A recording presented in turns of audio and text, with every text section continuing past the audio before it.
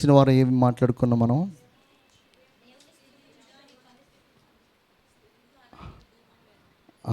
స్తుతి గురించి, స్తుతి యొక్క గొప్పతనం గురించి మనము మాట్లాడుకున్నాం. హల్లెలూయా. అయితే ఈ రోజున సంఘములో ఉన్నటువంటి కొన్ని విషయాల గురించి మనము మాట్లాడుకుందాం. హల్లెలూయా. ఎందుకు అంటే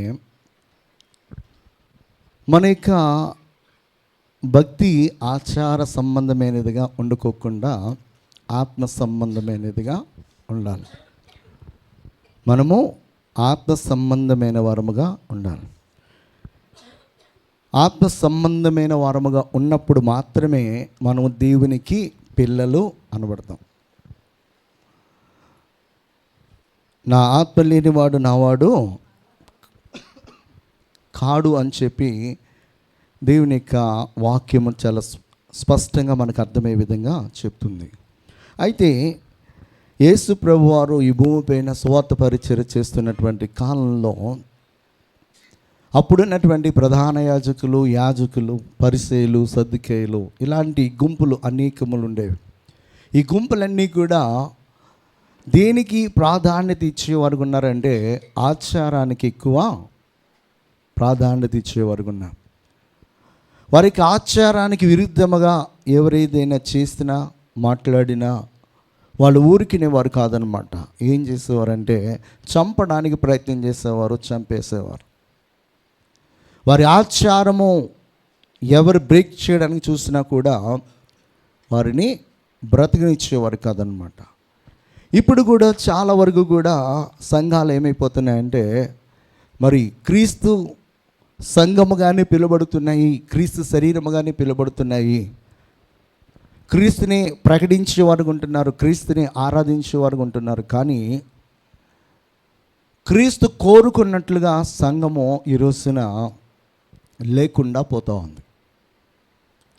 పేరుకు యేసు అని పేరు పెట్టుకుంటే సరిపోదు కదా, యేసులా జీవించాలి అంటే మన సంఘము క్రీస్తు సంఘం అని పెట్టుకుంటే సరిపోదు. కానీ క్రీస్తులా మన సంఘాన్ని ఏం చేయాలన్నమాట, సిద్ధం చేయాలి.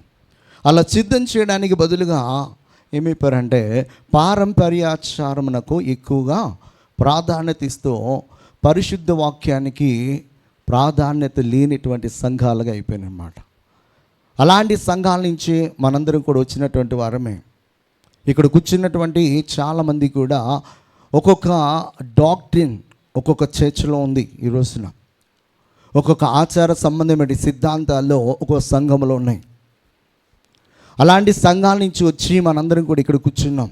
అయితే మనము మన యొక్క సంఘంలో ఉన్నప్పుడు అక్కడ ఉన్నటువంటి దైవజనుడు చెప్పినటువంటి మాటలు విని ఆ ప్రకారం చేయడానికి మనం ఏం చేస్తామన్నమాట, మొహమాటం లేకోకుండా పనిచేస్తూ ఉంటాం.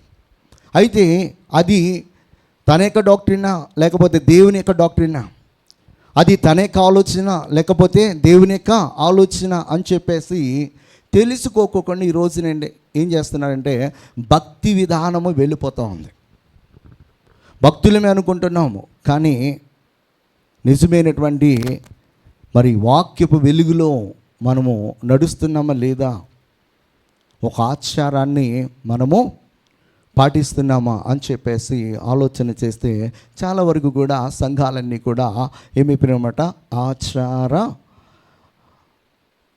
పద్ధతిలో వెళ్ళిపోతూ ఉన్నాయి. ఎవరికి వారు ఏమనుకుంటారంటే నా సంఘమే గొప్ప, నా సంఘము ప్రభు యొక్క రాకడలో ఎత్తబడుతుంది. ఇక మిగతా వాళ్ళని చూస్తే ఏమనుకుంటారంటే వీళ్ళు వాళ్ళేమి ఎత్తబడతారో, వాళ్ళేమనుకుంటారో తెలుసా, వీళ్ళని చూసి వీళ్ళేమి ఎత్తబడతారని చెప్పేసి అనుకుంటారు. ఇదే లోకంలో జరుగుతుందన్నమాట. ఇది ఇప్పటిది కాదు, ఇది ఎప్పటిదన్నమాట, ఫస్ట్ సెంచరీ నుంచి ఇప్పటి వరకు కూడా పుష్కలంగా ప్రజల మధ్య నడుస్తున్నటువంటి వ్యవహారం. అయితే ఈ వ్యవహారం నుంచి బయటికి రావాలంటే మనకి ఏకైక మార్గము, ఒక్క మార్గము ఏంటనమాట, అది క్రీస్తు మాటలను మనం విని ఆ మాట ప్రకారం చేయటం అంతే. హల్లెలూయా. మార్కు సువార్త 7వ అధ్యాయం 1వ వచనము, యెరూషలేము నుండి వచ్చిన పరిసయ్యులను శాస్త్రులలో కొందరును ఆయన యొద్దకు కూడా వచ్చి ఆయన శిష్యులలో కొందరు అపవిత్రమైన చేతులతో అనగా కడుగని చేతులతో భోజనము చేయట చూచిరి. పరిసయ్యులను యూదులందరూ పెద్దల పారంపర్యాచారమును బట్టి చేతులు కడుక్కుంటేనే కానీ భోజనము చేయరు. మరియు వారు సంతండు వచ్చినప్పుడు నీళ్ళు చల్లుకుంటేనే కానీ భోజనము చేయరు. ఇదియుగాక గిన్నెలను, కుండలను, ఇత్తడి పాత్రలను నీళ్ళలో కడుగుట మొదలగు అనేక ఆచారములను వారు అనుసరించేవారు. అనేకమైనటువంటి వాళ్ళకి ఒక్కటి కాదు, చాలా ఆచారాలు ఉన్నాయి. దేవుని యొక్క ఆజ్ఞ కంటే దేనికి ఎక్కువ ప్రాధాన్యత ఇచ్చేవారు అన్నమాట వాళ్ళు? ఆచారానికి ఎక్కువ ఇచ్చారు. ఇప్పుడు కొంతమంది మా యొక్క సంఘము, మా డినామినేషన్లు ఇలాగే చేస్తారు, నేను ఇలాగే ఉంటానని చెప్పేసి అనేవాళ్ళు లేరా? చాలామంది ఉంటారు. ప్రభువైన యేసుక్రీస్తు వారు ధర్మశాస్త్రానికి విరుద్ధముగా చేశాడా అంటే చీలే. ధర్మశాస్త్రానగానే చేశాడు, కానీ ఏది కూడా ఆచారబద్ధముగా ఉండిపోవడానికి చేయలేదు. కానీ ఆత్మ సంబంధమైనది ప్రజలు తెలుసుకునే విధంగా ఆయన చేసుకుంటూ వచ్చాడు. ఆయన వారిని అందులో ఉంచేలాగన ఆయన పని చేయలేదు. కానీ వారు అందులో బంధించబడి ఉంటే వారిని బయటకు తీసుకుని రావడానికి ఆయన ఎంతగానో ప్రయత్నం చేస్తానన్నమాట. ఈ రోజున దేవుని యొక్క వాక్యాన్ని వింటూ కూడా మనము దేనికి బంధింపబడిపోయి ఉంటున్నామంటే డినామినేషన్స్కి బంధింపబడిపోయి ఉంటున్నాం. దేనికి ఇస్తున్న ప్రాధాన్యత? డినామినేషన్కి. డినామినేషన్లో కొన్ని క్రమాలు ఉంటాయి, మంచి క్రమాలు. ఆ క్రమము చేయటం మంచిదే, కానీ అది వాక్యానికి విరుద్ధముగా ఉన్నప్పుడు అది ఏ క్రమమైనా కూడా మనం దానిని బ్రేక్ చేయడానికి దేని యొక్క వాక్యం మనకి ఫుల్ ఫ్లెడ్జ్డ్గా సపోర్ట్ చేస్తారు. హల్లెలూయా. అపోస్తలుడైన పౌలు ఏమంటాడంటే, మేము ప్రకటించిన సువార్త కాక మరి ఏ సువార్త అయినను ఇంకెవరైనా పరలోకం నుంచి దేవదూతలు దిగి వచ్చి ప్రకటించినను కూడా మీరు వాటిని నమ్మొద్దు, వాటి ప్రకారము చేయొద్దు. దేవుని యొక్క వాక్యము మనకి వేటి గురించి మనకు బోధిస్తుంది అనే విషయాన్ని తెలుసుకోకుండా సంఘములో ఒక ఆచారాన్ని మన గురువులు పెట్టారని చెప్పేసి ఆ గురువుని గుడ్డిగా పాలైపోవడం అనేది మంచి పద్ధతి కాదనమాట. వీళ్ళు దేనికి ప్రాధాన్యత ఇస్తున్నారంటే చేతులు కడుక్కోవడానికి, కాళ్ళు కడుక్కోవడానికి, నీళ్ళు చల్లుకోవడానికి, ఆ ఇత్తడి పాత్రలను నీళ్ళలో ముంచడానికి, కడగడానికి, వీటికి ఎక్కువ ప్రాధాన్యత ఇస్తున్నారు. కానీ దేవుని యొక్క వాక్యం ఏం చెప్తుందంటే నీ తల్లిదండ్రులను సన్మానించడం చెప్తే వీడి తల్లిదండ్రులు పట్టించుకోవడం, తల్లిదండ్రులను సన్మానించడం. తెల్లారు లేవగానే పెద్ద అంగి వేసుకుని ఊరంతా తిరుగుతాడు, ఊరంతా ఉద్ధరిద్దామని. ఊరు కాదు ఉద్ధరించాల్సింది, మొట్టమొదటిగా దేన్ని ఉద్ధరించుకోవాలా? ముందు మనం ఉద్ధరించుకుని, తర్వాత మన కుటుంబాన్ని ఉద్ధరించుకుని, తర్వాత బయటికి వెళ్ళాలి. హల్లెలూయా, హల్లెలూయా. ఈ రోజున సంఘము ఏమైపోయిందంటే ఇది క్రీస్తు చేత కట్టబడుతున్న సంఘముగా లేకోకుండా వాళ్ళ చేత కట్టబడుతున్న సంఘముగా కనబడుతున్నాయి. అర్థమైందా? అంటే మా డినామినేషన్ ఇక్కడ పనిచేయదు. ప్రతి సంఘములో నుంచి ఎవరైతే దేవుని యొక్క మాట ప్రకారం దేవుని యొక్క చిత్తాన్ని నెరవేరుస్తూ జీవిస్తున్నారో వారు మాత్రమే తీయబడతారు దేవుని రాజ్యంలోని. మిగతా వాళ్ళందరూ కూడా పేరు రాసుకున్న మాత్రాన మాది గొప్ప సంఘం అని చెప్పేసి సంఘం ఎత్తబడదు. సంఘంలో ఉన్నటువంటి విశ్వాసులు, సంఘంలో ఉన్నటువంటి దేవునికి సంకల్పాన్ని నెరవేర్చేవారు, దేవునికి ఆలోచన ఎరిగి ఆ ఉద్దేశముల ప్రకారము తమ జీవితాలను దేవునికి సమర్పించుకుని ఎవరైతే బ్రతుకుతున్నారో వారు మాత్రమే ఎత్తబడతారు. కానీ న్యూ జెరూసలేం సంఘం అని కానీ, లేకపోతే పెంతెకోస్తు సంఘం అని కానీ, బాప్టిస్ట్ చర్చ్ అని కానీ, ఇలా ఏ అయితే డినామినేషన్స్ ఉన్నావో ఆ డినామినేషన్స్ ఎత్తబడవు. వాక్యాన్ని తెలుసుకొని వాక్యానుసారంగా మన బ్రతుకును సరి చేసుకోవడానికి మనం ముందుకు సాగాలి. నేను ఆర్సీఎం బ్యాక్గ్రౌండ్ నుంచి వచ్చినప్పుడు బాప్తిసం గురించి వాక్యం చదువుతున్నప్పుడు నాకు అర్థమైంది ఏంటంటే, నీటిలో మునిగి బాప్తిసం తీసుకున్నాడు యేసయ్య, ఆయనను అనుసరిస్తున్న వారందరూ కూడా నీటిలోనే బాప్తిసం తీసుకుంటున్నారని చెప్పి 2012లో మరలా నేను నీట బాప్తిసం తీసుకున్నా. ఆ డేట్ ఎక్కడ మర్చిపోతానని చెప్పేసి బైబిల్లో రాసుకున్నాను. 2012లో హల్లెలూయా హల్లెలూయా 8వ తారీఖు 6వ నెల, హల్లెలూయా అంటే జూన్ 8, 2012లో ఇక్కడి నుంచి హైదరాబాద్ వెళ్ళి, హైదరాబాద్లో ఒక దయచేసి నాకు బాగా నచ్చారు, నాకు షెల్టర్ ఇచ్చారు వాళ్ళు 40 days. సో అక్కడ కొన్ని విషయాలు నేను తెలుసుకున్నప్పుడు ఆ దైవజనుల ద్వారా బాప్తిసం తీసుకోవాలని చెప్పి ఇక్కడి నుంచి హైదరాబాద్ వెళ్ళి అక్కడ నేను బాప్తిసం తీసుకున్నాను. ఎందుకు తీసుకున్నాను అంటే, ఆర్సీఎం డినామినేషన్ ప్రకారం అయితే నీట మునిగే బాప్తిసము అవసరం లేదు, డినామినేషన్ ప్రకారం అయితే అవసరం లేదు. కానీ దేవుని వాక్య ప్రకారం అయితే కావాలి. ఇంకా మనము మన కాళ్ళకి కట్టేస్తున్నటువంటి ఆ డినామినేషన్ బాండేజ్లో అలాగుండిపోతే ప్రభువు రాకడ సమయంలో కూడా అలాగ బంధింపబడి ఉండిపోతాం. ఆ విషయం చెప్పడానికి ఈరోజు నేను వాక్యాన్ని ఎంచుకోండి. హల్లెలూయా. పరిసయ్యులు, సద్దుకేయులు, ప్రధాన యాజకులు వీరందరూ కూడా ఏం చేస్తున్నారంటే, పారంపర్య ఆచారం ఒకటి పెట్టి ప్రతి ఒక్కరు కూడా ఇలాగే ఉండాలి, ఇలాగే చేయాలి, ఇది రూల్, మీరు పాటిస్తేనే మాతో సహవాసాలు అంటారు, లేకపోతే లేదు అనే విధముగా ప్రజలను ఏం చేస్తూ వచ్చారన్నమాట, భయపెడుతూ వచ్చాను.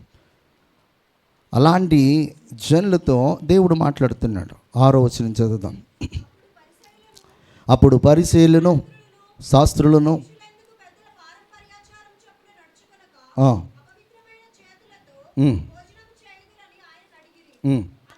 అందుకాయన వారితో ఇలాగూ సెలవిచ్చెను, ఈ ప్రజలు పెదవులతో నన్ను గనపరచుదురు కానీ వారి హృదయము నాకు దూరముగా ఉన్నది.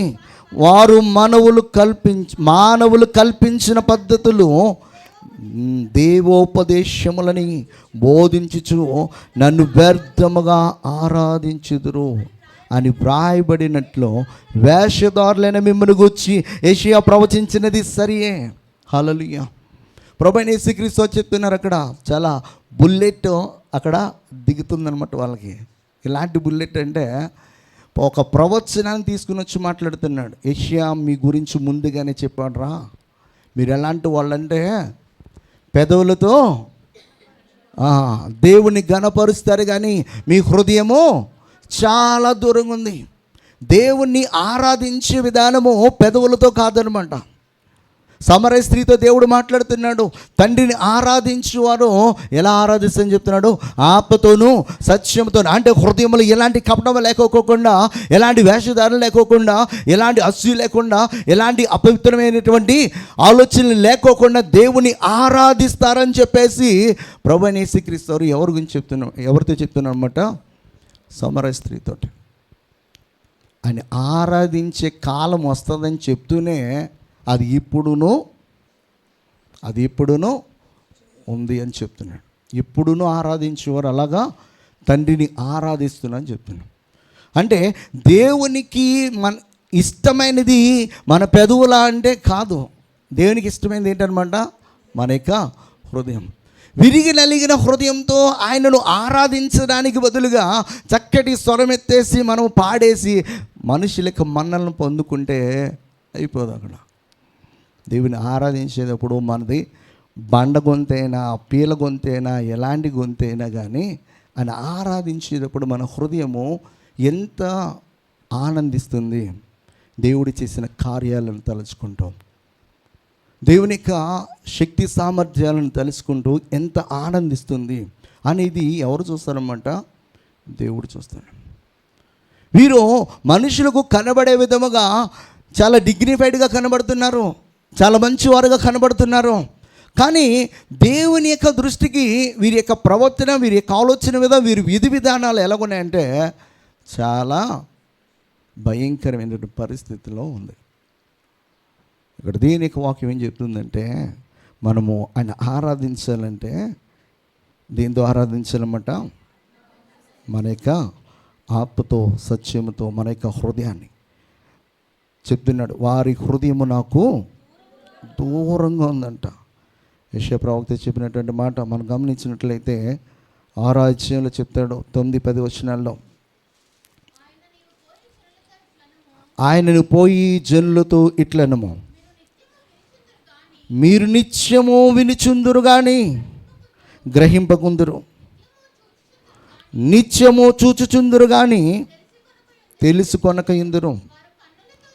వారు కన్నులతో చూచి, చెవులతో విని, హృదయముతో గ్రహించి, మనస్సు మార్చుకొని స్వస్థత పొందకపోవనట్లు ఈ జనుల హృదయము క్రొవ్వ చేసి, వారి చెవులు మందపరిచి, వారి కనులు మూయించమని చెప్పాను. హల్లెలూయా.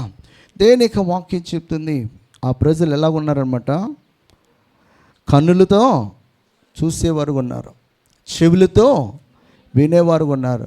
కానీ కళ్ళు గ్రహించట్లేదు, చెవులు గ్రహించట్లేదు, హృదయము గ్రహించట్లేదు. ఐగుప్తు దేశాన్ని నుంచి వారు బయటకు వచ్చినప్పుడు వారి కన్నులతో చూసారో లేదా దేవుని యొక్క కార్యాలు, దేవుని యొక్క స్వరాన్ని వారు విన్నారా లేదా? కన్నులతో చూసి చెవుతో విని వెంటనే దేవుని మీద తిరుగుబాటు చేసినటువంటి సమాజం అనమాట అది. మనలో చాలామంది కూడా అలాంటి ఆలోచన చేత నిండుతారు. ఎన్ని అద్భుతాలు దేవుడు చేసినప్పటికీ కూడా, ఎన్ని ఆశ్చర్యకార్యాలు దేవుడు చేసినప్పటికీ కూడా, ఏదైనా విషయంలో వారు అనుకున్నది అనుకున్నట్టుగా అనుకూల సమయంలో జరగకపోతే, ఎవరు అనుకూల సమయము? వారి అనుకూల సమయం. వారు అనుకున్న సమయమే వారికి అనుకూలం. ఆ సమయంలో జరగకపోతే ఇక అంత దేవుని మీద తిరుగుబాటు చేసే మనస్తత్వంతో, మాటలతో ఇష్టానుసారంగా మాట్లాడుతుంటారు. ఇశ్రాయేలు ప్రజలు ఇష్టానుసారంగా ఇష్టానుసారమైనటువంటి క్రియలు చేశారు. ఆయనను కూడా ఆయన వారిని క్షమించినటువంటి దేవుడు. హల్లెలూయా. యెషయా ప్రవక్త అంటాడు 29:13, ప్రభు ఇలాగూ సెలవిచ్చుచున్నాడు, ఈ ప్రజలు నోటి మాటతో నా యుద్ధకు వచ్చుచున్నారు, పెదవులతో నన్ను గణపరచుచున్నారు, కానీ తమ హృదయమును నాకు దూరముగా చేసుకొని ఉన్నారు. వారు నేడల చూపు భయభక్తులు మానవుల విధులను బట్టి వారు నేర్చుకొనినవే. వారు నేర్చుకున్నటువంటి విధులంట ఎలాంటి అంట? మానవులై. ఈ రోజున చాలా మినిస్ట్రీస్ అన్నీ కూడా ఎవరు కల్పించినటువంటి పద్ధతులను పాటిస్తూ ఉన్నారో? మానవులమే. ఏంటి అని అడిగితే, ఇది మా యొక్క సంఘము ఇంతే. ఏమని చెప్తారు? మా సంఘము ఇంతే. మీ సంఘం కాదు ఇది, ఎవరి సంఘం కాదు ఇది. ఎవరి సంఘం ఇది? క్రీస్తు సంఘం. హల్లెలూయా. క్రీస్తు సంఘము కనుక క్రీస్తు చెప్పినట్లుగా చేయాలి. హల్లెలూయా. కొన్ని ప్రతికూల పరిస్థితులు, కొన్ని మనకి దొరకనప్పుడు, దేవుణ్ణి అడిగినప్పుడు దేవుడు అక్కడున్న వాటిలో ఏదో ఒకటి చూస్ చేసుకోమని చెప్తాడు. ఎందుకంటే అక్కడ ఆ పరిస్థితి నుంచి మనము బయటికి రావడానికి. హల్లెలూయా. నీళ్ళు మధురముగా మారడానికి దేవుడు ఒక కొమ్మ చూపించాడు. అలాగని చెప్పేసి ఆ కొమ్మ అన్ని చోట్ల వేస్తే పని అవుతుందా? దేవుడు చెప్పినట్లుగా చేస్తేనే పని అవుతుంది. అంతేగాని ఆయన అక్కడ చెప్పాడు కదా అని చెప్పేసి అది అన్ని చోట్ల అలాగే వాడాలంటే అవుతుంది. హల్లెలూయా. ఈరోజు ఏమైపోయిందంటే, అక్కడ అలా చేశాడు కదా అని చెప్పేసి ఇప్పుడు అలాగే చేస్తున్నారు. ఇప్పుడు మందసం చేసేసి ఒక కర్ర తెచ్చి పెట్టాం, తెల్లారికి చిగురించి పళ్ళు వస్తాయని చూద్దు. కానీ హల్లెలూయా.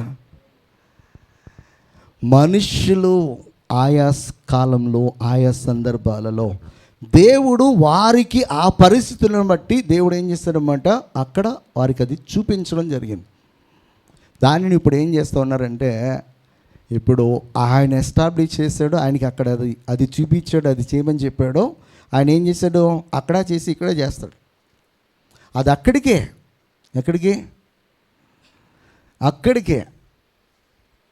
అమెరికా వెళ్ళినప్పుడు మనము మన వాళ్ళు ఏం తింటారు ఎక్కువగా? ఇక్కడ ఉన్నట్లు అన్నీ తింటారా? ఏం తింటారు? అక్కడ ఏది దొరికితే తింటారు, వాళ్ళ బడ్జెట్లో ఏది దొరికితే తింటారు కదా. ఇక్కడికి వచ్చిన తర్వాత అదే తింటారా? తినరు. ఇక్కడ ఏది అవైలబుల్గా ఉంటే, ఏది అలవాటు ఉందో అదే తింటారు. హల్లెలూయా. అక్కడ తిన్నాం కదని చెప్పేసి ఇక్కడ అదే తినం, ఇక్కడ తింటున్నాం కదని చెప్పేసి అక్కడ అంత కాస్ట్ పెట్టేసి మనము తినం. హల్లెలూయా. తిండి దగ్గర మనకు బాగానే పనిచేస్తుంది, కానీ భక్తి దగ్గర పనిచేయదు. ఇదేంటో. హల్లెలూయా కదా. తిండి దగ్గర పనిచేయదా? పనిచేస్తుంది, కానీ భక్తి దగ్గర పనిచేయం. ఎందుకు భక్తి దగ్గర పనిచేయదంటే, అసలు ఇది ఇలా ఉందన్న సంగతి మనకి తెలియదు కనుక, మనం చదవం కనుక, దేవుని సన్నిధిలో ప్రార్థించం కనుక. దేవుని సన్నిధిలో ప్రార్థన చేసి దేవుని సన్నిధిలో వాక్యాన్ని మనం ధ్యానిస్తున్నప్పుడు దేవుడు ఏం చేస్తాడంటే మనకి తెలియపరుస్తాను. మనము ఆచార సంబంధమైనటువంటి భక్తిగా మన భక్తి ఉండకూడదు. నేను ప్రతిరోజును వాక్యాన్ని చక్కగా ప్రిపేర్ ఇచ్చేసి మేము కూర్చున్న తర్వాత ఇలా వాక్యం చేసి, యెరూషలేము నుండి వచ్చిన పరిసయ్యులు శాస్త్రులు కొందరు ఆయన ఎదుగు వచ్చి ఇలా చదువుతూ లాస్ట్లో ఆమేన్ అనుకో, బాగుంటుందా? చెప్పాలి. ఇదే జరిగితే చాలా చోట్ల ఇదే జరుగుతాయి. అక్కడ స్క్రిప్ట్ ఉంటుంది, ఆ స్క్రిప్ట్ ప్రకారం వెళ్ళిపోవడమే. హల్లెలూయా. స్క్రిప్ట్ కొంతవరకే. ఎందుకు అంటే సంఘం అన్నాక ఒక క్రమం ఉండాలి కనుక క్రమాన్నిచ్చి అది వాక్యానుసారమైనటువంటి క్రమమే ఉండాలి. హల్లెలూయా. వాక్య విరుద్ధమైనటువంటి క్రమముగా ఉండుకోకుండా జాగ్రత్త పడాల్సినటువంటి వారముగా ప్రతి ఒక్కరు ఉండాలి. హల్లెలూయా. ఇక్కడ దేవుడు చెప్తున్నాడు ఏమనంటే, ఈ ప్రజలు పెదవులతో నన్ను ఘనపరుస్తున్నారు కానీ వారి హృదయము అది దూరంగా ఉందంట. హల్లెలూయా. మన హృదయము దేవునికి దగ్గర అవ్వాలి. ఆయన స్తుతించేటప్పుడు, ఆరాధించేటప్పుడు, ప్రార్థించేటప్పుడు, వాక్యాన్ని ధ్యానించేటప్పుడు, ప్రతి సందర్భంలోనూ కూడా మన యొక్క హృదయం ఆయనకు దగ్గరగా ఉంటేనే మనం ధ్యానించిన వాక్యమేనా అర్థమవుతుంది, మనం చేసిన ప్రార్థన మన ఎద్దకు మరలా ప్రత్యుత్తరాన్ని తీసుకుని వస్తుంది. మన స్తుతి ఆయనకు ఒక ధూమం వల్లే ఆయన సన్నిధికి వెళ్తుంది. ఇలా చేయకోకుండా మనము పెదవులతో చక్కటి వాక్యాన్ని ఉచ్చరిస్తూ మనము ఎంత గొప్పగా ప్రార్థన చేసినా కూడా ఇక్కడున్న మనుషులను ఏం చేస్తుంది అనమాట, ఇంప్రెస్ చేస్తుంది. ఎవరిని ఇంప్రెస్ చేయదు అనమాట? దేవుని ఇంప్రెస్ చేయదు, ఇంపాక్ట్ చేయదు. హల్లెలూయా. ఏది చేయదు. హల్లెలూయా. అయితే ఇక్కడ దేవుడు చెప్తున్నాడు ఏమనంటే, మీ హృదయము నాకు దగ్గరగా ఉండాలి. హెజ్కేలు గ్రంథకర్త మాట అంటాడు, 33వ అధ్యాయము 31వ వచనం, నా జనులు రాదగిన విధముగా వారు నీ యొద్దకు వచ్చి నా జనులైనట్టుగా నీ ఎదుట కూర్చుండి నీ మాటలు విందురు కానీ వాటిని అనుసరించి ప్రవర్తింపరు. వారి నోటితో ఎంతో ప్రేమ కనుపరచుదురు కానీ వారి హృదయము లాభమును అపేక్షించుచున్నది. హల్లెలూయా. వారి హృదయం ఎలాగుంటుందంట? వారి హృదయము దేన్ని అపేక్షిస్తుంది? లాభాన్ని. వీళ్ళ వల్ల నాకు లాభం ఏంటి, వీళ్ళ వల్ల నాకు ప్రయోజనం ఏంటి? దేవుని యొక్క వాక్యాన్ని ప్రకటిస్తున్నప్పుడు యేసయ్య ఏ లాభం కోసం ఆలోచించలేదు. ఆయన ఆ లాభం కోసం ఆయన ఆలోచన చేస్తుంటే ఆయన ప్రధాన యాజకులకి యాజకుడు అయ్యేవాడు. అనుకున్న జ్ఞానానికి, ఆయన చేసినటువంటి అద్భుత కార్యాలకి. ఆయన ఈ లోకంలో భౌతికపరమైనటువంటి ఒక మంచి పొజిషన్ కోసము ఒక రాజుగా ఉండాలని చెప్పేసి ఆయన ఎప్పుడూ ఆశించలేదు. మన ఆత్మలను తండ్రి యొద్దకు చేర్చాలని, ఆయన రాజ్యంలో ఉంచాలని, మన యొక్క ఆత్మలకు కావలసినటువంటి మంచి వాక్యాన్ని, మంచి ఉపదేశాన్ని, సత్యాన్ని ఆయన ప్రకటించడానికి ఆయన ఈ భూమిపైన నిందలను, అవమానాలను, దెబ్బలను, మరణాన్ని అన్నిటినీ కూడా సహించినటువంటి వాడు. మనుషులను బట్టి వాక్యం మారిపోయిందనుకో, లాస్ట్కి మనము క్రీస్తు స్వారూప్యం కాదు కదా, సైతాన్ గడి కంటే హీనంగా వెళ్ళిపోతాం అనమాట. అపోస్తలుడు పౌలు అంటాడు, మేము మనుషులను సంతోషపెట్టే, నేను మనుషులను సంతోషపెట్టేవాడినైతే నేను క్రీస్తు దాసుడనే కాను. మనం క్రీస్తు దాసులం అవ్వాలంటే మనుషులు సంతోషపెట్టడం కాదు. మనుషులు మనస్సులు నొచ్చుకున్నా, వారు బాధపడుతున్నా, దుఃఖపడుతున్నా, వాక్యం వారికి గుచ్చుకుంటున్నా, ఉన్నది ఉన్నట్టుగా చెప్పి వారిని దేవుని వైపు త్రిప్పడానికే మనం ప్రయత్నించాలి. మనకు కావాల్సింది ఏంటంటే వారి ఆత్మలు కావాలి. వారు ఏదో మనకి ఇస్తారని చెప్పేసి దేవుడు వారిని గద్దించు, వారికి బుద్ధి చెప్పని చెప్పినా కూడా దేవుడిని దీవిస్తున్నాడమ్మా, అంతా మేలు జరిగిద్దమ్మా, నీకు ఈ కీడు రాదమ్మా అని చెప్పేసి వచ్చావు అనుకో, వాడికి గోపు వెళ్ళిపోద్ది, చెప్పినా డబల్ పగిలిపోతుంది అనమాట. హల్లెలూయా. గద్దించమంటే గద్దించు, బుద్ధి చెప్పమంటే బుద్ధి చెప్పు. ఏది నిన్ను దేవుడు అక్కడ మాట్లాడమని చెప్పాడో అదే మాట్లాడరా. హౌస్ విజిటింగ్ వెళ్ళినప్పుడు చాలామంది చేసే తప్పు పని ఏంటో తెలుసా? దేవుని సన్నిధిలో ఒకసారి ప్రార్థన చేసి దేవుడు ఆ కుటుంబానికి ఎలాంటి వాక్యాన్ని ఇవ్వమంటున్నాడని చెప్పేసి అక్కడ ప్రార్థన చేసి దేవుని అడిగితే దేవుడు ఇస్తాడు. ఈ వాక్యాన్ని అక్కడ చెప్పాం. అది ఒకవేళ హెచ్చరిక మాటైనా, ఒకవేళ అది వారికి నొచ్చుకునేదైనా, బాధ తీసుకుని వచ్చేదైనా అదే చెప్పాం. వినినా వినకపోయినా అదే చెప్పాం. ఇదే దేవుడు మాట్లాడమన్నాడు నీతో అని చెప్పేసి మాట్లాడొస్తే, ఒకసారి వారు వినకపోయినా రెండోసారి మూడోసారి ఖచ్చితంగా అంటారు. ఎందుకు వింటారంటే, రెండుసార్లు నువ్వు చెప్పింది వారికి జరిగిద్ది కనుక మూడోసారి ఖచ్చితంగా ఏం చేస్తారో వింటారు. అయితే చాలామంది దైవజనులు ఏం చేస్తారు తెలుసా? వారి మనసులో పుట్టు ఒక ఇచ్చ ప్రకారము వారిని సాటిస్ఫై చేసే విధంగా మాట్లాడతారనమాట. అంటే పెదవుల నుంచి ఏమవుతుంది అనమాట? చాలా మధురమైన మాటలు వస్తాయి అన్నమాట. అవి వారికి చాలా సంతోషకరంగా ఉంటుంది. అప్పుడు ఏం చేస్తారు అనుకున్నాం? 100 రూపాయలు ఇద్దాం అనుకున్నారు, 1000 రూపాయలు ఇస్తారన్నమాట. హెచ్చరిక చేసామనుకో, 1000 తీసినోడు కూడా జోబులో పెట్టి 900, 100 రూపాయలు ఇస్తారన్నమాట. పర్వాలే, వాళ్ళనికేమి ఇవ్వకపోయినా పర్వాలే. కానీ దేవుడు ఏదైతే నిన్ను వారితో మాట్లాడమని చెప్పాడో అది మాత్రమే నువ్వు ప్రకటించొస్తే, ఈ రోజుగా రేపొద్దునైనా వారు సత్యాన్ని తెలుసుకుంటారు. ఒక రోజున ఆయనకి రాజ్యంలో ఉంటారు. ఈ లోకంలో మనం ఏమి సంపాదించుకున్న బేబీ కూడా మనతో రావనే సత్యాన్ని మనం ఎరిగి స్వాత ప్రకటించే వారికి ఉండాలి. హల్లెలూయా. ఇక్కడ చెప్పిన నా జనులు రాదగిన విధముగా వారు నీ ఎద్దుకు వచ్చి నా జనులైనట్టుగా నీ ఎదుట కూర్చుండి నీ మాటలు విందురు కానీ వాటిని అనుసరించి ప్రవర్తింపరు అంటున్నాడు. హల్లెలూయా. మనము వాక్యాన్ని విని ఆ వాక్య ప్రకారము చేయడానికి మనము ప్రాక్టీస్ చేయాలి. ప్రాక్టీస్ చేస్తే ఒక రోజుకి ఖచ్చితంగా మనం ఏమవుతాం? పర్ఫెక్ట్ అవుతాం. Hallelujah. Practice makes man perfect. Hallelujah. Hallelujah. అది మనము చెయ్యాలి. ఇర్మియా చెప్తాడు 3వ అధ్యాయం 10వ వచనంలో, ఇంతగా జరిగినను విశ్వాసఘాతకురాలగు ఆమె సహోదరైన యూద పైవేషమునకే గాని తన పూర్ణ హృదయముతో నా యొద్దకు తిరుగుట లేదని యెహోవా సెలవిస్తున్నాడంట. ఇంతగా జరిగినను విశ్వాసఘాతకురాలగు ఆమె సహోదరిని యూద అన్నాడు. హల్లెలూయా. ఏ ఘాతకురాలంట? మనకు ఎవరైనా ద్రోహం చేస్తే నువ్వు విశ్వాసఘాతకుడు రా అంట. దేవుడు కూడా అదే చెప్తుంది, విశ్వాసఘాతకురాలైనా ఆమె సహోదరి అంట పైవేషమునకి కానీ,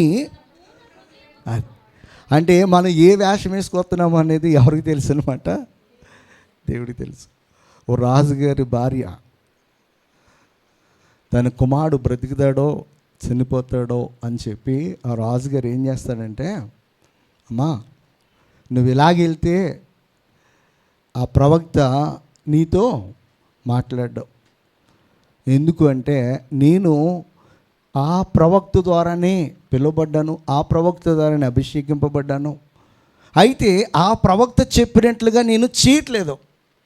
ఈ రోజున ఆ ప్రవక్త భార్యగా నువ్వు వెళ్తే జరగబోయే సంగతి నీతో ఆ ప్రవక్త మాట్లాడు గనుక నువ్వేం చేస్తావంటే రాణిగారిలా కాదు కానీ ఒక ఆర్డినరీ ఉమెన్గా నువ్వు వెళ్ళంటాడు.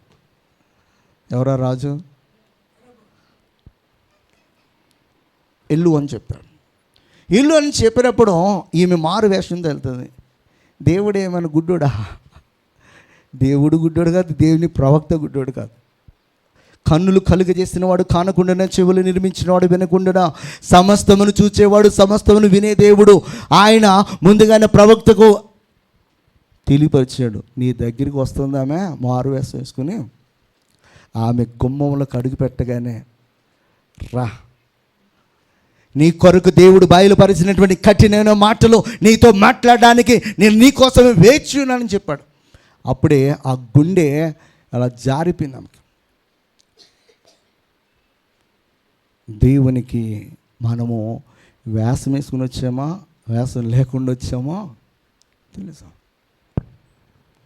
దేవుడు చూస్తూ ఉన్నాడు, మన హృదయాన్ని చూస్తూ ఉన్నాడు. మనము ఎలాంటి వేషం వేసుకుని వస్తున్నామో చూస్తూ ఉన్నాడు. తర్వాత మనం చూద్దాం. హోషేయ ప్రవక్త చెప్తాడు 7:14 హృదయపూర్వకముగా నన్ను బ్రతిమాలు కొనక సయ్యల మీద పొరండి కేకల వేయుదురు, నన్ను విసర్జించి ధాన్యములు కావాలని వారు గుంపులుగా కూడుదురంట. హల్లెలూయా. దేవుడు దేన్ని కోరుకుంటున్నాడంటే హృదయపూర్వకముగా మనం ఏ పాపం చేసినా, ఎలాంటి ద్రోహం చేసినా, ఎలాంటి కీడు చేసినా ఆయన ఎద్దకు వచ్చినప్పుడు మన హృదయంలో ఆయనకి కనపడతలేదని చెప్పేసి మనం మరుగుగా ఉంచుకుని నేను చాలా యథార్థవంతుని ప్రభువా, చాలా నీతిపడిన ప్రభువా, చాలా భక్తిపడిన ప్రభువా, ఎవరికి ద్రోహం చేయలేదు ప్రభువా అని చెప్పి మనము ఇలాంటి గొప్ప మాటలు ఆయన దగ్గర పలుకుతున్నాం అనుకో, ఆయన మన ఇంకా చాలా ఎటకారంగా చూస్తాడనమాట. ఎందుకు? మనం చెప్పేవన్నీ కూడా అబద్ధాలని.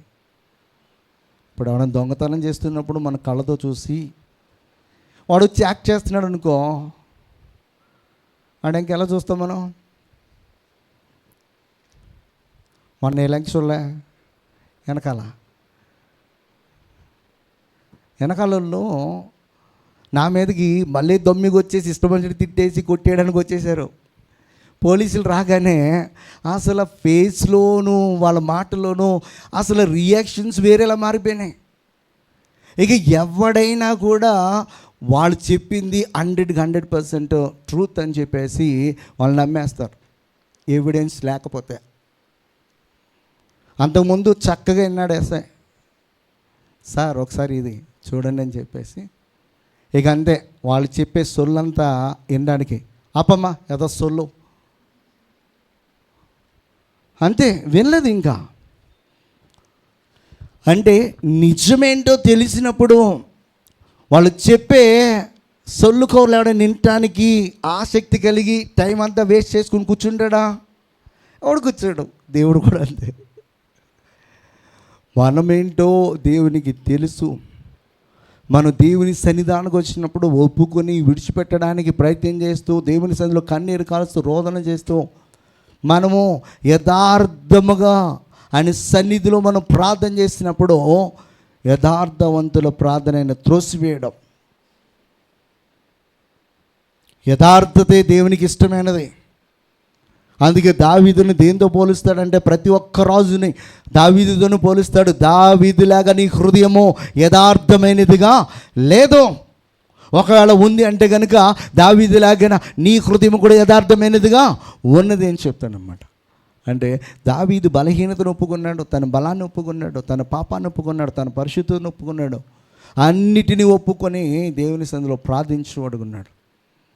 అంటే తను ఒక పాత్రను తీసుకుని వచ్చి ప్రభు సన్నిధిలో ఇలా కుమ్మరిస్తే మొత్తం అంతా కూడా ఆ పాత్రలు ఏమీ లేకోకుండా ఎంటీగా కింద పడిపోతుందో అలా తన హృదయాన్ని దేవుని సన్నిధిలో ఒక నీళ్ళ పాత్రను కుమ్మరించినట్లుగా కుమ్మరించాడు. అంటే యథార్థముగా దేవుని సన్నిధిలో ప్రార్థించబడుకున్నాడు. హల్లెలూయా. దేవుడు ఇక్కడ చెప్తున్నాడు, వీళ్ళు మానవులు కల్పించిన పద్ధతులను దైవోపదేశములను అనుకుంటున్నారు, కానీ వారి హృదయం నాకు దూరంగా ఉందని చెప్తున్నాడు. హెజ్కేలు ప్రవక్త ద్వారా ఏం చెప్తున్నాడంటే, వారు నోటితోనే ఏం చూపిస్తారంట? ప్రేమ చూపిస్తారు. ప్రేమ నోటితోటే ప్రేమ చూపిస్తారు, కానీ వారి హృదయం అంత లాభమును అపేక్షిస్తుంది. ఇర్మియా ఏమంటున్నాడు అన్నమాట, వీరు పై వేషము. హోషేయ ప్రవక్త ఏమన్నాడంటే, హృదయపూర్వకముగా నన్ను వాళ్ళు బ్రతిమాలు కొనటం లేదని చెప్తున్నాడు. హల్లెలూయా. దేవుని యొక్క సన్నిధానికి వచ్చినప్పుడు మనము మరి పై వేషమునకే భక్తిపరులుగా ఇక్కడ వచ్చి వెళ్ళిపోయే వరం ఉంటే దేవునికి తెలుసు. మార్క్స్ వార్త 7:8 చెప్తున్నాడు, ఇప్పుడు మీరు దేవుని ఆజ్ఞను విడిచిపెట్టి మనుషుల పారంపర్యాచారమును గైకొంచున్నారు, మరియు ఆయన మీరు మీ పారంపర్యాచారమును గైకొనుటకు దేవుని ఆజ్ఞను బొత్తిగా నిరాకరించారంటారు. దేనికోసం? పారంపర్యాచారము. ఇప్పుడు చేయట్లేదు సంఘాలు. ఇప్పుడు అలాంటి సంఘంలో నువ్వు ఉన్నావో లేదో ఒకసారి చూసుకో. ఈ మాటను చదివినప్పుడు నీవు అదే డినామినేషన్లో, అదే పారంపర్యాచరణలో నువ్వు ఉన్నావో లేదో చూసుకో. ఎందుకు ఈ మాట చెప్తున్నానంటే, సంఘంలోటువంటి ఆచారానికి ఇది క్రీస్తు శకం 3వ శతాబ్దంలో ఆరంభమైనటువంటి సంఘము. మేము అప్పటి నుంచి ఇలాగే చేస్తున్నామో, మా తాత ముత్తాతలు అని చెప్పేసి వాళ్ళకి ప్రాధాన్యత ఇస్తూ ఉన్నారు. దేవుడు ఎప్పుడు ఆరంభించామనేది చూడు. ఆయన నువ్వు వాక్యానుసారంగా చేస్తున్నావు లేదనేది చూస్తాడు. దేవునికి కావాల్సింది సీనియారిటీ కాదు. దేనికి కావాల్సింది ఏంటన్నమాట? ఆయన మాట ప్రకారము చేసేది కావాలి. హల్లెలూయా. అలా సీనియారిటీకి ఇవ్వాలి అంటే అందరూ పెద్దోళ్ళు అవుతారు. ఇక్కడ ఎవరో పాస్టర్లు అందరూ పెద్దోళ్ళు ఉంటారు, ఎవరు కుర్రోళ్ళు రారు. దేవుడికి కావాల్సింది ఏంటంటే, దేవుని చిత్తాన్ని నెరవేర్చడానికి దేవుని వాక్యానుసారం, అంటే దేవుని నోట నుంచి వచ్చే మాట నెరవేర్చేవారు ఆయన కావాలి. బాలుడిగా ఉండగానే దావీదుని ఎందుకు కనుగొన్నాడంటే, దావీదు గురించి దేవుడు మాట్లాడుతున్నాడు, నా చిత్తమును చెయ్యి ఒకరిని నేను కనుగొన్నాను. అంటే ఆయన చిత్తాన్ని చేసే వారి కొరకు దేవుడు ఏం చేస్తున్నాడన్నమాట? వెతుకుతా ఉన్నాడన్నమాట. వెతికే క్రమంలో యెషయాకు పుట్టినటువంటి 8 కుమారులలో చివరి వాడైనటువంటి, ఎందుకు పనికిరాడనుకుని గొర్రెల కాపరిగా పడేసినటువంటి ఆ దావీదుని దేవుడు కోరుకున్నాడు. హల్లెలూయా. ఇక్కడ దేవునికి కావాల్సింది ఏంటంటే, ఆయన చిత్తమును, ఆయన హృదయములో ఉన్నది, ఆయన వాక్కును, ఆయన యొక్క ఆజ్ఞను నెరవేర్చే మనసు నీకుంటే దేవుడు నిన్ను కనుగొంటాడు. హల్లెలూయా. 2వ దినవృత్తాంతాలు చదువుదామా? 6:14. యెహోవా ఇశ్రాయేలు దేవా, హృదయపూర్వకముగా నిన్ను అనుసరించు, నీ భక్తులకు నిబంధనను నెరవేర్చుచు కృపను చూపుచు నుండు. నీ వంటి దేవుడు ఆకాశమందేనను భూమి ఎందేనను లేడు. హల్లెలూయా. ఏమన్నాడు ఇక్కడ? చక్కటి మాట చెప్తాడు. హృదయపూర్వకముగా నేను అనుసరించు నీ భక్తులకు నిబంధనను ఏం చేస్తాడంటే ఆయన నెరవేర్చుచు కృపను చూపుచు నుండు నీ వంటి దేవుడు. అది నీ వంటి దేవుడు ఆకాశమందు భూమి యందు లేడని చెప్తున్నాడు. అంటే దేవుడు ఆశిస్తుంది ఏంటి? దేవుడు ఆశిస్తుంది ఏంటి? ఆయన ఏదైతే మనతో మాట్లాడుతున్నాడో అది మాత్రమే చేయాలి. అంతేగాని మా పారంపర్యాచారము, మా డినామినేషన్కి వచ్చినవా, నువ్వు అక్కడే చచ్చిపోతావు, అక్కడే పాతి పెడతావు, నీ ఆత్మ కూడా చక్కగా వెళ్ళిపోతావు పాతాళ లోకానికి. ఇందులో మొహమాటం ఏం లేదు. ఇది నేను తెలుసుకున్నాను కనుకనే మా పాస్టర్ గారికి, మా యొక్క సంఘానికి ఎదురుగుండానే మా యొక్క అన్న కొడుకు బాప్తిసం ఇచ్చాను నేను మా ఊళ్ళోనే. వాళ్ళు ఏమనుకున్నా నాకు అనవసరం. వాక్యం వాడు తెలుసుకుని వాడు ఒక రోజున వచ్చి, బాబాయ్ మరి ఈ స్ప్రింక్లింగ్ అనేది బాప్టిజం కాదు కదా, మరి నీటి మునిగేదే కదా బాప్టిజం, నేను తీసుకోవాలనుకుంటున్నాను, నువ్వు నాకు ఇస్తావా అని అడిగాడు. అదెంత భాగ్యమో, చక్కగా ఇచ్చేస్తున్నాడు అని చెప్పి 2 రోజులు ప్రేయర్లో ఉండి చక్కగా తీసుకుని వెళ్ళి మా సంఘస్థులు చూస్తుండగానే వెళ్ళి చూసు. ఎందుకంటే వాక్యానికి మనము ప్రాధాన్యత ఇవ్వాలి. అంటే అది దేవుని మాట, అది దేవుని మాట. పరిస్థితులను బట్టి దేవుడు కొన్ని సందర్భాలలో భక్తులకు కొన్నిటిని తెలియపరిచాడు. దాన్ని ఎప్పుడు నేను తప్పుపడ్డాను. అది అక్కడికే, అది అక్కడి నుంచి అది ఒక పారంపర్యాచారంగా రాకూడదు. మోషేను బండతో మాట్లాడమన్నాడు, అది అక్కడ వరకే. బండను కొట్టమన్నాడు, అక్కడ వరకే. అలాగని చెప్పేసి కనపడిన బండల్లో కొట్టుకుంటే అనుకో నీళ్ళు వస్తాయి. మొన్నాడెవడో అలాగే చేస్తున్నాడు నైజీరియాలోనే ఎక్కడో. సముద్రాన్ని 2 ప్రాయలు చేసేస్తారని చెప్పి వెళ్ళాడు. కెరటం వచ్చేసరికి వెనక ఒక కెరటము గట్టిగా వచ్చేసరికి వెనక పరిగెత్తుకుని వచ్చి పడిపోయాడు. అది న్యూస్లో వైరల్ అవుతుంది. మన టీవీ ఛానల్స్ ఎక్కడైనా అన్యాయం జరుగుతుంటే దాన్ని చూపించరు, ఇలాంటి ఎటకారాలన్నీ చూపిస్తారు. అలా ఎన్నో రోజులుగా ఒక వ్యక్తి సోను చిన్న ఏదో పేరు ఉంటుంది,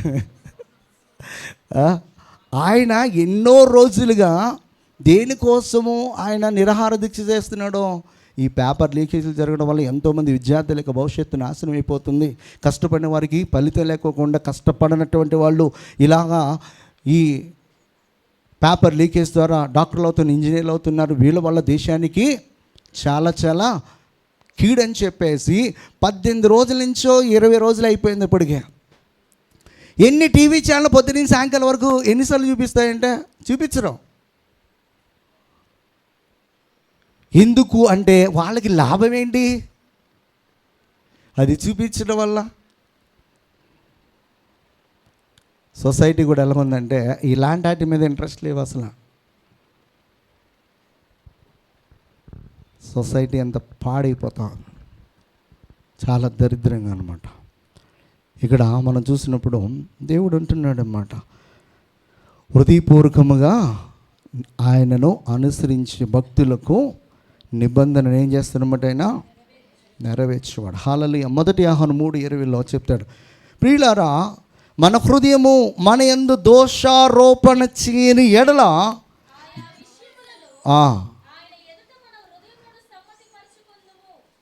1 యోహాను 3:20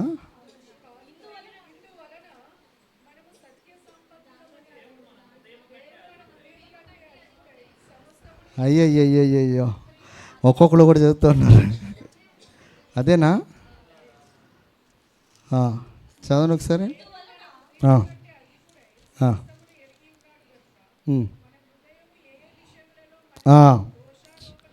చాలు చదువు. అదే చదువు. మన హృదయము ఏ విషయములలో మన యందు దోషారోపణ చేయునో ఆయా విషయములలో ఆయన ఎదుట మన హృదయములను సమ్మతిపరుచుకుంది అంటాడు. హల్లెలూయా. మన హృదయము మన యందు ఏ విషయాలలో, హల్లెలూయా, మనము ఆయన ఎదుట ధైర్యంగా ఉండాలన్నా మన హృదయము దోషారోపణ చేసేదిగా ఉండకూడదు అనమాట. హల్లెలూయా. మన హృదయంలో దోషం పెట్టుకొని ఆయన ముందర ధైర్యంగా నిలబడగలమా అంటే ఉండదు. మన హృదయంలో పాపం ఉన్నప్పుడు ఆయన సన్నిధిలో ధైర్యంగా నిలబడలేం. మన హృదయంలో పాపం ఉన్నప్పుడు ఆయన సన్నిధికి వచ్చి పశ్చాత్తాపంతో కన్నీటితో ఆ పాపాన్ని కడుక్కున్న తర్వాత అప్పుడు ధైర్యంగా నిలబడాలి. మన హృదయమే మన మీద దోషారోపణ చేసే విధముగా మన యొక్క జీవితాల్లో వండుకోకుండా జాగ్రత్త పడాలి. హల్లెలూయా, హల్లెలూయా. మీకా 6:8 చదువుదాం. 2-3 రెఫరెన్స్ చదివేసి ముగించింది. మీకా రాసినటువంటి గ్రంథము 6:8. మనుషుడా, ఏది ఉత్తమమో అది నీకు తెలియచేయబడి ఉన్నది. న్యాయముగా నడుచుకొనుటయు, కనికరమును ప్రేమించుటయు, దీన మనసు కలిగి నీ దేవుని ఎదుట ప్రవర్తించుటయు, ఇంతేగా యెహోవా నిన్ను అడుగుచున్నాడు. దేవుడు అడిగింది ఒకటైతే మనుషుడు చేసేది ఇంకోటి అన్నమాట. దేవుడు అడుగుతున్నాడు ఏమనంటే, న్యాయముగా ఏం చేయాలన్నమాట? నడుచుకోవాలి. మన కనికరము చూపించాలి, ప్రేమించాలి, దీన మనసు కలిగి దేవుని ఎదుట ప్రవర్తించాలి. ఇంతే కదా, ఇంతే దేవుడు అడుగుతుంది. కానీ దీన్ని చేయకోకుండా చేతులు కడుక్కున్నావా, స్నానం చేసావా, లేకపోతే ఇంకా పై వాటి మీద మనము దృష్టి నిలపకూడదు. ఇదివరకు కొన్నిసార్లు మన యొక్క సంఘ ఆరంభంలో ఇంట్లో పనిచేసుకునే వాళ్ళు కొంతమంది వచ్చారు.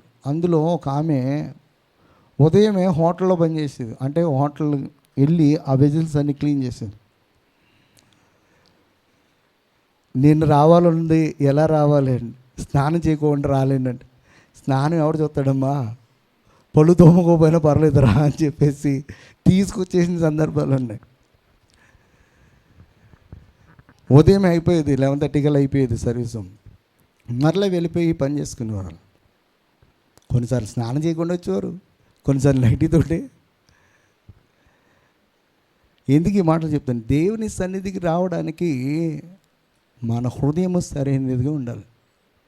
పై అలంకరణ లోకంలో ఉన్నటువంటి మనుషులు చూస్తారు, కానీ దేవుడు పై అలంకరణ ఆయన లక్ష్య పెట్టేవాడు కాదు. హల్లెలూయా. జెర్మియా 22:3 చెప్పాడు, యెహోవా ఇలాగ ఆజ్ఞ ఇచ్చుచున్నాడు, మీరు నీతి న్యాయము అనుసరించి నడుచుకొనిడి. బాధ పెట్టి వాని చేతిలో నుంచి విడిపించుడే. గర్విష్ఠులైనను పరదేశులైనను విధవరాండ్రైనను బాధింపకుడి, వారికి ఉపద్రవము కలుగు చేయకుడి. హల్లెలూయా. దేవుడు చెప్తున్నది ఏంటంటే మనము న్యాయంగా నడుచుకోవాలి. ఎవరో క్రైస్తవులు అనబడిన వారందరూ కూడా ఎలా నడుచుకోవాలి? న్యాయంగా నడుచుకోవాలి. అన్యాయంగా మనము వెళ్తే ఆ రోజుకి మనం ఒకవేళ సంతోషిస్తామేమో, కానీ జీవితాంతము కూడా దుఃఖపడతాం, బాధపడతాం, ఇవన్నీ కూడా జరుగుతాయి. కానీ న్యాయముగా నీతిగా జీవించడానికి ఆ రోజు శ్రమలైన, నిందలైన, అవమానాలైనా సహిస్తే ఒకరోజు దేవుడు మనము జీవించిన జీవితాన్ని బట్టి మనకి మంచి బహుమానాన్ని ఖచ్చితంగా ఇచ్చేవాడుకున్నాడు. హల్లెలూయా. హోషేయ అంటాడు 6:6, నేను బలిని కోరను కానీ కనికరమని కోరుచున్నాను. దహన బలుల కంటే దేవుని గురించిన జ్ఞానము, ఏ జ్ఞానము? దేవుని గురించినటువంటి జ్ఞానం కావాలి. హల్లెలూయా. దేవుని గురించినటువంటి జ్ఞానము మనం సంపాదించుకోవాలి. అంతేగాని మనం ఒక మనుషుడు ఏదో ఓ మాట చెప్పి ఇది మంచిదని చెప్తే బ్లైండ్గా దాన్ని ఫాలో అయిపోవడం చేయకూడదు. అది యొక్క దేవుని యొక్క చిత్తమా, దేవుని యొక్క ఆలోచన, దేవుని యొక్క ఉద్దేశమా, దేవుని యొక్క వాక్యానుసారమా కాదా అని చెప్పి ఆలోచన చేసి మనం తెలుసుకొని దేవుని యొక్క జ్ఞానము చేత నింపబడి మనము దానిని చేయడానికి ముందుకు వెళ్ళాలి. అలా ఎప్పుడైతే మనం చేస్తామో అది దేవునికి ఇష్టమైంది. అంతేగాని మేము పారంపర్యాచారాన్ని విడిచిపెట్టమంటే పరిసయ్యులు, సద్దుకేయులు, ప్రధాన యాజకులు యాజకుల్లాగానే మనం కూడా అయిపోతాం అనమాట. హల్లెలూయా. అలా కాకుండా ఉండాలని చెప్పేసి దేవుడు చెప్తున్నాడు. లాస్ట్ అండ్ ఫైనల్గా ఒక మాట చేసి ముగించాను. ఇర్మియా రాసినటువంటి గ్రంథము 11వ అధ్యాయము 4వ మాట. ఐగుప్తు దేశంలో నుండి, ఆ ఇనుప కొలిమిలో నుండి నేను మీ పితరులను రప్పించిన దినమున నేను ఈ ఆజ్ఞ ఇచ్చితిని, నేడున్నట్లుగా పాలు తేనెలు ప్రవహించే దేశమును మీ పితరులకు ఇచ్చితనని వారితో నేను చేసిన ప్రమాణమును నేను నెరవేర్చినట్లు మీరు నా వాక్యమును విని నేను మీకు ఆజ్ఞాపించి విధులన్నిటిని బట్టి ఈ నిబంధన వాక్యము అనుసరించిన ఎడల మీరు నా జనులై ఉందురు, నేను మీ దేవుడినే ఉందును. హల్లెలూయా. దేవుడు చెప్తున్నాడు, మీరు నా వాక్యము వినాలి, వాక్యాన్ని వినాలి. మనుషులు కల్పించిన పద్ధతులు కాదన్నమాట. ఆ ఇంట్లో మనకి కొన్ని పద్ధతులు, మంచి పద్ధతులు అలవాటు చేస్తారు. అది శరీర సంబంధమైనవి, ఆత్మ సంబంధమైన పద్ధతులు కాదు కావాల్సింది. ఆత్మ సంబంధమైన దానికి దేని కావాలన్నమాట? వాక్యమే. వాక్యం ఏం చెప్తుందో దానినే మనం ఎప్పుడైతే చేస్తామో మనం ఆత్మ సంబంధమైన వారముగా మార్చబడతాం. ఆత్మీయ స్థితిలో ఎదుగుతాం, లోతైన వేరు పారుతాం, నిలబడగలుగుతాం అన్నమాట. దేవుడు ఆశిస్తుంది అది మనము చేసి ఎప్పుడైతే ఆయన యొక్క ఆజ్ఞానుసారంగా మనం జీవిస్తామో దేవుని యొక్క ఉన్నతమైన కార్యాలు మన జీవితంలో జరుగుతాయి.